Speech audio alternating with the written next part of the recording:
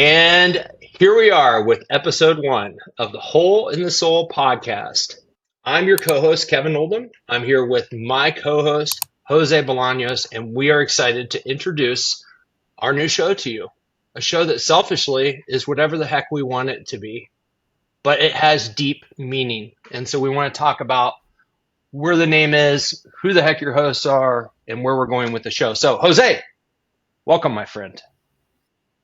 Love it. Love being here. Super excited to get this off the ground. We're also going to talk about what you can expect to find on this show. And part of that is something we're still going to be figuring out for ourselves. I mean, it's a hole in the soul, my friend. There's a lot to fill that. And I think that you and I are coming off of spending some time together, 4 days working together in Houston. We identified that. I mean, I think that, we put up a lot of paper on the wall and ideas and whatnot, and we kept coming back to the fact that, us as humans, we're all broken. I mean, we are all broken. We all have scars and things like that. And you and I have overcome quite a bit of adversity in our lives. And I think that's part of what is exciting about this show for me is helping others.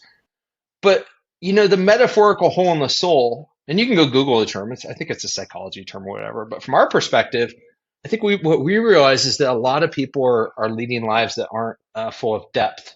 And I don't want to say they're shallow. They're just not super deep, right? Maybe lacking meaning, purpose, whatever. Yeah, I've heard a few times that you don't like the term shallow, telling people their lives are shallow. I think it's like a very negative connotation. Say that like you're a shallow person, or it's an insult, dude. It's an insult. Well, but we got to accept that we run the risk of living superficial lives, and that's a big risk for all of us. And life is sacred, and we have one chance to live it. And I don't think it's just a psychological term. I think it's also a spiritual term. Absolutely. The hole in the soul.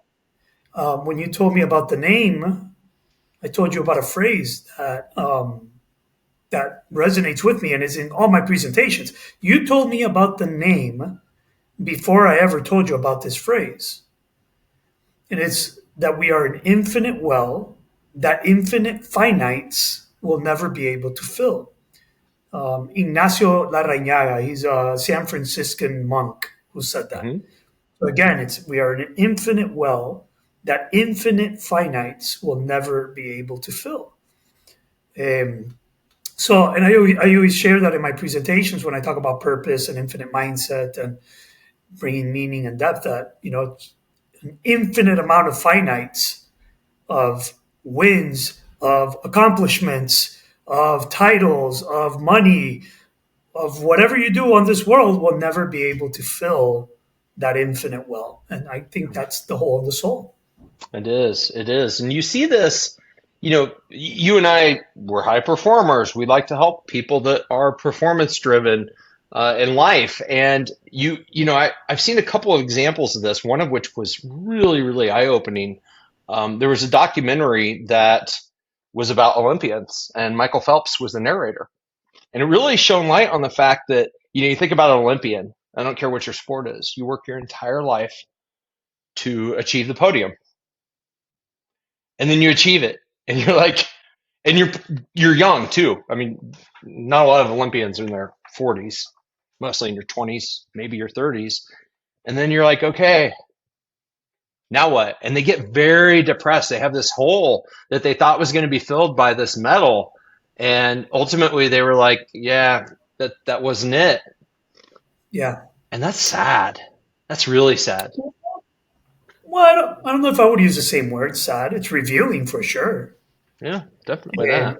Maybe it's I think not it's sad. You don't think it's sad for somebody to if they're at the end of their life, I think they're blessed to find out very quickly, okay, this isn't going to fill me. Right. But there's a similar story of a guy named Jory Baran. Jory Baran was a pro surfer who was always after winning this very what would you say, like the top competition in surfing, which is Sure. the Pipeline Masters. Okay. And he thought that's everything he wanted in life and that that would solve everything. And he fought for it and he went for it and he won. And there's a documentary on this. He wins the competition. And as he's coming out and the newspaper, the journalists, whatever, the photographers, the interviewers, everybody's coming around him, it starts raining. It just starts pouring rain and everybody leaves. And they leave him by himself on the beach. And he's Just like, won the competition of his life, and right. everybody's gone. And he was empty, and he went into depression, and he went into addiction. And afterwards, he started, he became a newborn Christian and started working with the U.S. Olympic surfers, young kids, and changing their lives and did something more meaningful in his life.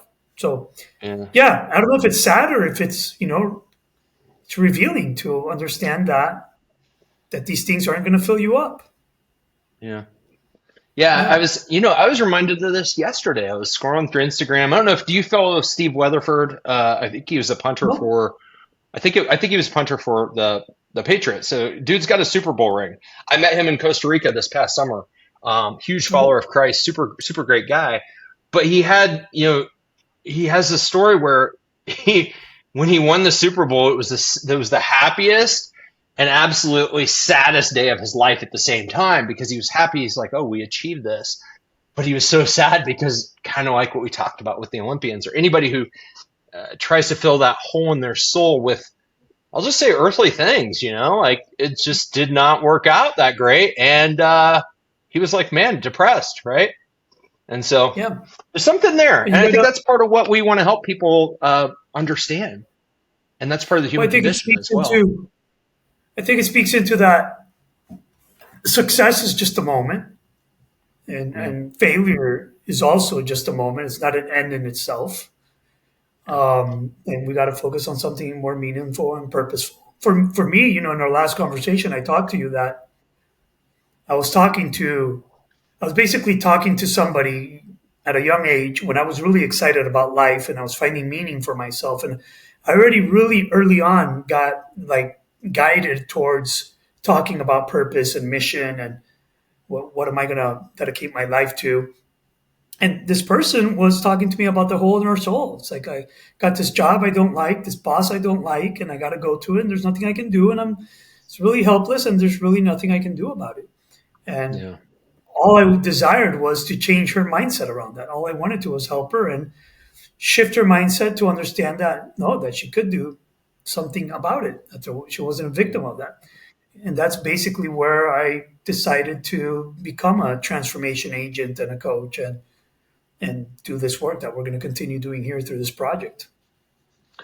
You know what? I want to take this moment because I was one of your students at one point in time to just kind of touch on that. I mean, people may not know who the heck we are, and we can't take it for granted. And so, I want you to go first. I want you to just give a quick bio on like your life. I know it's really hard, Wow. but from a professional perspective, right? So that people know where you're coming from, and then I'll pop. I'm like a little bit. I'm way less important on this. This whole actually, what I am is I'm kind of like the guy who's gone through your teachings and has transformed his life and is here because I want others to benefit from the same, right? Like I want others to realize that life doesn't have to be as heavy, as hard, as dark, or whatever. So, why don't you just talk about your Yeah. coaching history real quick? Well, I've come to accept that I'm a philosopher. Hmm. I'm not an entrepreneur. I'm not a business leader, even though I work with business leaders. It's like I bring to the business world this different perspective. So I'm not a business coach. I hate being called a life coach. Um, I never called you that, by the way. I always called you yeah, my mindset coach. That's what I always yeah, said. it's still a little limiting, but I for me, know, it's I transfer. know. So transformational is more a word that I lean to because I Mm, was taught very early on that transformation is not becoming somebody you're not. It's about becoming the person you were truly designed to be. It's going back to your original design. So a transformational coach is actually somebody that's going to guide you, even though that's not a short, like that can be a long journey, it can be years, but it's going to guide you to going back to your original design, the person you were meant to be. You can change. You can change your clothes, you can change your work, you can change where you live, you can change whatever, but that doesn't necessarily mean that you're becoming more of who you're meant to be. Transformation is the process by which you become who you are meant to be, which I think is the Right. only way to live a fulfilling life, a life that's going to fill the hole in your soul, is living in accordance to your original design. So, I was always a philosopher in high school, really bad student, but always reading about truth. I wanted to know about truth. I wanted to understand things for myself. I didn't want to take things just because they were told to me. So Right. I was a rebel without a cause. I was a bad student, but it was never because I was not smart. I was reading very sophisticated books in high school about meaning and about life and about politics and about philosophy and spirituality. Um, and then that put me on my own path of recovery. I also did a little, some substance abuse in high school, and I quickly at Welcome to the 21 crowd. I mean, yeah, there we go. Who hasn't, right? but I wasn't partying. I was more going deeper into my soul with the wrong, well, kind of, some people would say that it's not the wrong medicine, but definitely not under professional supervision of how it's supposed to be used. Now I know they use microdosing and they use certain substances to provoke healing and to help people accelerate their development. And I'm completely for that. I was doing it on my own. Right. So turned it around, sobered up. Self-medication. Self-medication, right? There you go. So I was self-medicating more than I had to. Got what I needed from it and a little more than I bargained for. And I turned my life around at 21, sobered up, and found out that I was made to be a transformation agent for others. Trained as a coach, as a facilitator, learned a bunch of stuff along the way. 20 years now on that path, and here we are putting it all together and finding new ways to take it to more people, to touch more people's lives.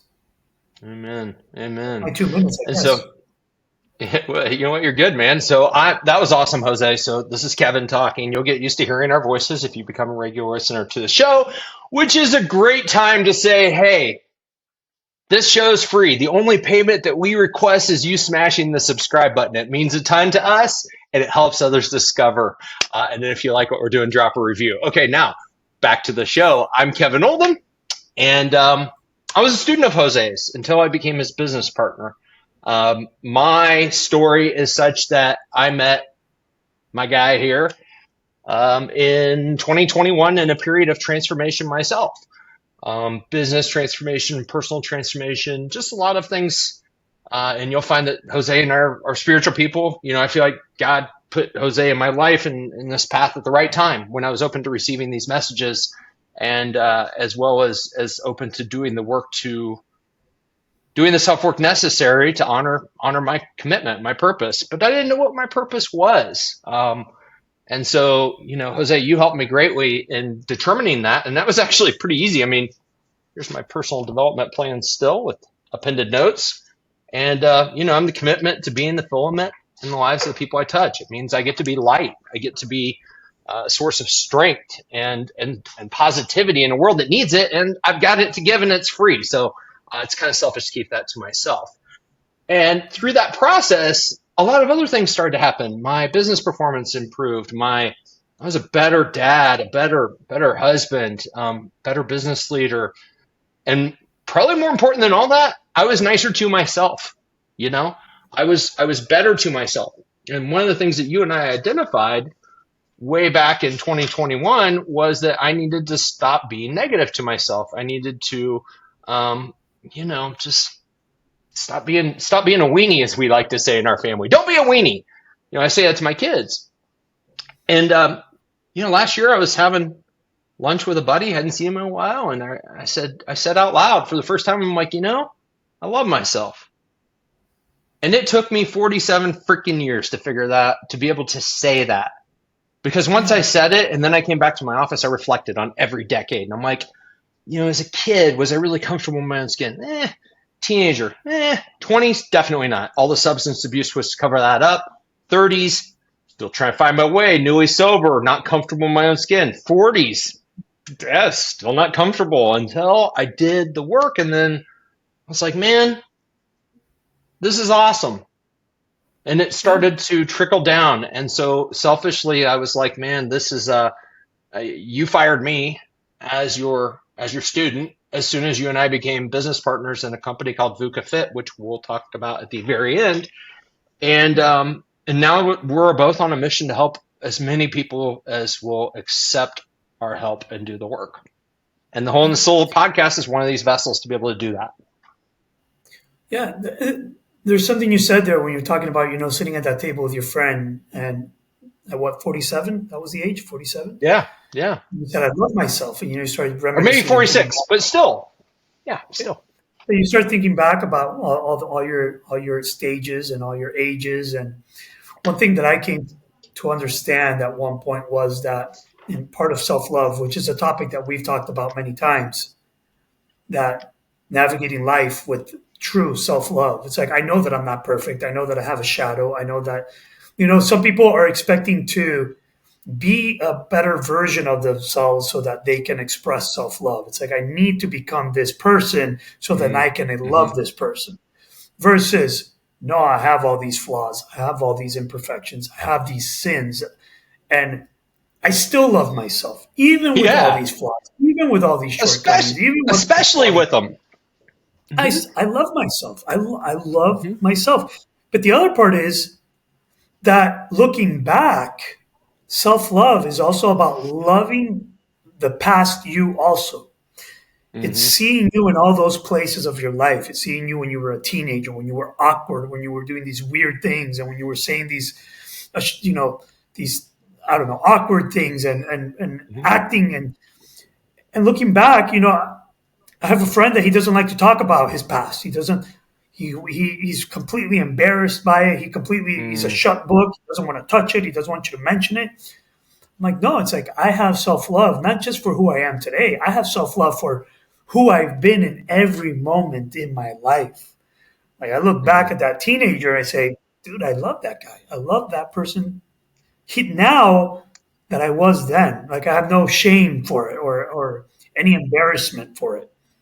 So I think self-love is also about loving who we were in the past. And yeah, just wanted to say that. It came up when you were talking about what you said and thinking about your past and who you were in the past. Well, and here's further proof that the work is never done, right? I mean, because I haven't come to that point yet. Like I think about my 20s. My 20s, I was off the rails. It was insanity. Like the stories are off the charts. Most of them don't sound real, and there's a lot of carnage left behind. And it's hard to like go back and be like, you know what, I love you, dude. You could blow a rail of cocaine like nobody else could, right? And say, I love you. I'm proud of you for that. No, it's been super like, and that's where, I think I am in my journey. It's like still trying to reconcile some of the stupid things I did and be okay with it. And I think the way I get there is that I realize that without all those circumstances, I don't have any regrets. I just don't necessarily love the way I used to behave. And the way that I become at peace with it is because those experiences and circumstances shaped who I am today. And I'm very, very proud of who I am today. Like I'm very proud of me, so it's interesting. I don't know if I'll ever get there completely. The 20s were an interesting period of time, but I think they are for everybody. They are for everybody. But it's not about loving and being proud of what you did, but who you were. It's loving who you were, and despite what you were doing, you were figuring it out, man. You were being human. You were, So human. What what else can we expect to, we already jumped into some stuff here Yeah. in this introductory episode, but what else can people expect? I love talking about philosophy. I love talking Mm, about life itself, the soul. Um, I like talking with depth. I like having hmm. noble conversations with Yep. meaning. And so I think that's some of what people can expect in this Yeah. podcast. We can talk about philosophy, talk about Hmm. why we do things and how to do them better. I mean, we can also bring leadership tools and frameworks that will help Yeah. people make sense of things. Why we practice certain things. I mean, we can bring in a lot of useful, valuable resources to people in this podcast. Well, I mean, you and I have huge aspirations. I mean, we want to have Huberman on our podcast. We also want, we want to have great guests, both famous and not famous, but other people who are smarter than you and I in their areas. We see this as an opportunity to give those types of people a platform to share their ideas with. I think one of the things that I love about our relationship is kind of you're a synthesizer of a lot of philosophical things, and then you can communicate those in a way that makes sense and that are simple for entrepreneurs, crazy ADHD entrepreneurs. And so I'm excited about us being able to bring some of those things here, because I'll tell you, when I use business concepts with people, and it's like I just dropped a voice note to a mentee earlier today, and I was like, stay close to the money and what's that mean and all that, and I guarantee that'll be cemented in his head just like it's been cemented in my head for the past decade when a mentor told me that. So I'm excited to bring some of those mental models, synthesized information, so that people have sources of truth, because there's a shit ton of bad information out there. And Yeah. you always got to look at, like, what are the people's motives when they're sharing information, and we'll be very transparent about our motive at the end of this. I mean, we want to help people figure out why they're on this big rock, and then honor that through every aspect of their life if they're open to it. I mean, it's the mission we're on. It's the mission we're on. So that's kind of what I see, Well, man. And then obviously one yours of and the my things, conversations. one of the things that I least tolerate, like, I don't want to say that I can't stand. This is not about not being able to stand it, but one of the things that I see that drive me to do what I do is seeing people waste their life, like not live it with the amount of depth and meaning that when it comes to an end, because we got to understand that we are going to die. Memento mori. There is an end to this. We are mortal. And for those that don't know what memento mori means, it's in the Roman Empire, in the times of the Roman Empire, the generals would win battles and they would come into Rome, and they were celebrated and they were glorified, and they had parades, and they would run the risk considering themselves immortal gods. Like, I must be a god if they treat me this way. Mm-hmm. So they would have a servant who would whisper in their ear, memento mori, who would constantly go, memento mori. Remember that you're a mere mortal. Mm-hmm. Keep their feet on the ground. Let's remember that you're Yeah. going to die. I have a memento mori calendar right over my bed, and that calendar is, I scratch off the weeks. Oh, It's, do it's, you? it's a sum of 80. It's 80 years worth of weeks. So each square is a week, and it's 80 Ah. years. And every year on my birthday, I scratch out a whole row of squares. Uh-huh. And so I know that I'm already halfway through. And I actually marked the square of the week where my mom died, and I marked the square Mm-hmm. of the week where my dad died.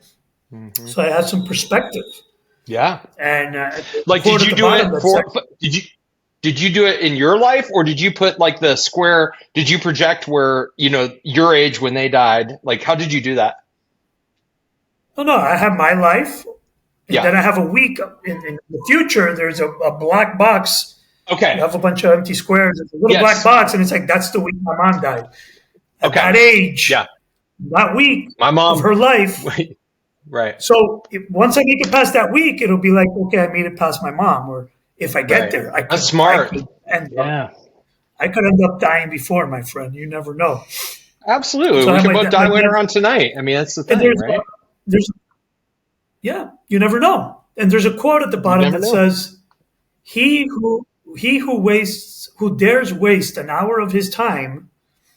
Um, how is it the quote? He who dares waste an hour of his time does not know the value of his life, something like that. And Mm, it's by Charles yeah. Darwin.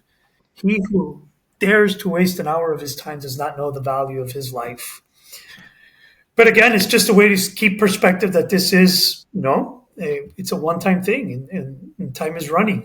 Like Jesse Itzler said, the train's not stopping for anybody. No, It's it's keeping not. going. Hasn't It's stopped for moving. anybody yet. I mean, and yeah, I mean, we got 100% success rate on this death deal.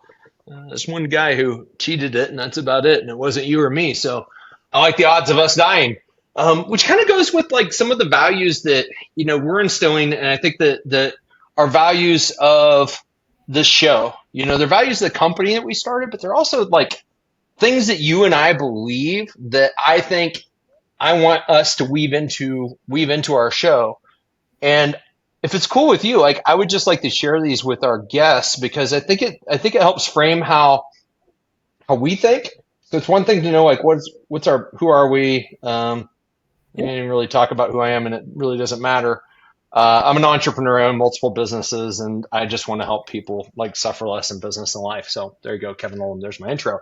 More importantly, the values. The values. Noble commitment is a really really powerful one, and that's one of the things that your coaching style is basically it's step one. It's the foundational element that you help people with. And so, we're committed to something greater than ourselves. It's not about us, right? And anybody who joins us in this journey, and listeners, anybody who supports our business VUCA Fit will understand just how powerful the noble commitment aspect is of the VUCA Fit methodology and the Whole in the Soul podcast. It's just like, man, when you have a noble commitment, a purpose, it all makes sense. The infinite mindset is number two. We believe that the work is never done. It's just never done. And number three is like self And work. We got to be. Oh, go ahead. I do want to say something. Yeah. It's never done, and it's not just focused on this life. Yeah. Like it takes into account that there's something afterwards also. The infinite Yes. mindset is a mindset that takes into account that after this, there's something else. So if you Yeah. believe that after this, there's something else, you're working towards that also. It's not just Mm. about here, it's about whatever comes after. If you're Yep. Christian, it's heaven. If you're Buddhist, it's karma. But there's more beyond this lifetime Yeah. that the infinite mindset takes into account. Amen. Yep. We also talk about self work. So that's the third one. We want to do the self work that's necessary to honor your commitment. You can't just declare a commitment and be like, hey, it's all going to be sunshines and rainbows, and here's how I go about my life. You got to work at it. Getting back to memento mori, we talk about die empty. Life is short. Leave it on the field. Today could be our last day. Make sure everybody that you love knows that you loved them. Make sure you leave, and every single day you've lived a full life, right? And then the last one, warrior up. Yeah. Get VUCA trained or get VUCA fucked, which is a big one. You got to train. You got to train for Yeah. life like an athlete trains for their sport. You got to train for this stuff. And I think that each one of these could be an episode. I don't think we're going to have any shortage of content, man. I've been thinking about it. I'm like, holy smokes. And it's going to be fun. I'm super excited to like be on this journey with you and help people realize that, well, first of all, we're all broken. You're not alone. You're not special. We're all broken. We've all got crap in our backpacks, our metaphorical backpacks. But you don't have to carry that backpack by yourself. There are resources, there are people, there are frameworks, there are all these things that can make it so that metaphorical backpack in life is more manageable. And I think that if you and I do that, help people understand that is noble work, and that's a lot of what this podcast exists for. You said twice. All of us are broken, and the thing that comes up for me there is this Japanese art of kintsugi. Have you ever heard of kintsugi? No, wise teacher, tell me. I freaking Googled this right now, so I'm not that wise. I just remember I Googled So you didn't Japanese know art. anything. I'm like, the Japanese art of I put it to Google. Japanese art of fixing broken things with gold. It's the Japanese art of fixing broken things with gold. It's the repairing broken objects, ceramic, pottery, or glass with gold. It's used, but it's a metaphor. It's Oh. metaphorical. It's so you have these broken ceramic things like Hmm. or and they fix them with gold. It's instead of using glue, and it's beautiful. It's an amazing art, but it Hmm. speaks into we are broken and we can fix ourselves with gold, with beauty, with truth, with Yeah. purpose, with meaning. We can put ourselves together in a way that serves others. Where, like Jen Gottlieb said, our mess Hmm. is our message, Hmm. and that's Yeah. part of what this is going to be. Our mess is our message. Hmm. I'm a It is. recovering addict. We are both recovering We both addicts. are both messed up in that regard. It's not even messed up. It's like awesome. I love being a recovering Yeah, addict. And actually, as a matter of fact, it's cool to be one right now. It's on trend. When you and I it's both, it is. So the listeners know I stopped drinking. I think I was about 30, so I was about 10 years later than Jose. And back then, there were a couple of non-alcoholic beverages. Um, People looked at you like you were weird if you weren't drinking alcohol. And keep in mind, this is just within the past 20 years, and now it's super you hip definitely to not drink. You weren't cool before. No, Now it's cool. no, I didn't feel Now good it's in my cool own to be skin, and sober. now it's like when people say, "Hey, I'm gonna give up drinking." I mean, what do we have? We have like dry November or dry January or something like that. I think a lot of people, but it's like this What about badge of honor October? now, and I'm like, dude, we're badasses now because we're veterans in this regard. Like that's pretty cool. But the Yeah, reality is, we're just two it dudes trying to is. figure out how to not mess up every single day and do the best work we can. What else, Those are man? some of the things to expect, and some of it we don't know. We don't know where this is going. I'm always, we start projects and we work on the projects, but the projects work on us. Yeah. So we're working on this project of the Whole and the Soul podcast, but we don't know what this project's going to do to us. No. So these are vehicles. These are vehicles to do the self work. These are vehicles to grow and to become wiser Hmm. and learn. It's like, what are we going to become through this podcast? That to me is exciting also. I've mentioned VUCA Fit a few Yeah. times, and I think that it makes sense to at least talk about what the heck VUCA is real quick, and then what the fit component is, and as well as why we decided to start a business called VUCA Fit. Like, I think that makes a lot of sense. Go ahead. All right. So VUCA isn't any term that Jose or I developed. U.S. Military College developed it to describe the world after the Cold War. And VUCA is an acronym that stands for volatile, uncertain, complex, and ambiguous. Um, it's a label. That's all it is. It's a label to assign to the things that life offers us, whether that's a flat tire as you're headed out the door for your most important meeting of the day, your kid's diaper exploding all over your hand, or whatever it is, the beauty of life, what it offers us, and it is all of those things. And so it's a way to be able to uh, name something, because when we can name it, we can tame it, we can manage it, we can identify it, we can do something with it. If we don't, then it just kind of hangs out there. It's this thing that works on our psyche. And so that's what VUCA is. It overwhelms them. Absolutely. You can lock up, and then next thing you know, you got to reboot your human CPU, and maybe that's what VUCA Fit is. It's almost a way to help people kind of take control of their system. And this is where I think that it makes a lot of sense for you to talk about, how your teachings and the framework that you put together really helps people navigate, understand, and persevere in a VUCA world. Yeah. So being VUCA fit is being capable and able to manage the VUCA that the world offers us. It's having a VUCA fit mindset. And how do we develop a mindset that's more capable of understanding what life offers us? We got to train like a warrior would train and an athlete, and we have certain instruments that are the key to our nervous system, the key to our mind, the key to our soul, the key to our spirit. I mean, a lot of my work is there's philosophy, but there's also science. There's neurobiology. There's neuroscience. There's biology in itself. And how do we biohack ourselves at a biological level? But it's also psychological, spiritual, and philosophical. I mean, you got to bring all these things together. Yeah. You got to bring them, and that's what the VUCA Fit method has brought together. It's philosophy, physiology, psychology, spirituality, and developing a VUCA capable way of being. I wouldn't even say a VUCA capable mind because it's beyond the mind. It's the body. It's our whole being needs to be capable of managing life and what life offers us. Yep. And we can develop that. We can train. We can build that capacity. Yep. I mean, the outcomes are that the people that work with me used to not be able to deal with the things that life offered them in effective way, in healthy ways. Sometimes they wouldn't even, like I had one client one time say, I wouldn't even expose myself to these mentor groups where I'd be sitting there in front of everybody because it was too much pressure for me with imposter syndrome and with fear and with nervousness and feeling incompetent. And now I can just sit there and breathe through it. And I can be there now. I can sit there.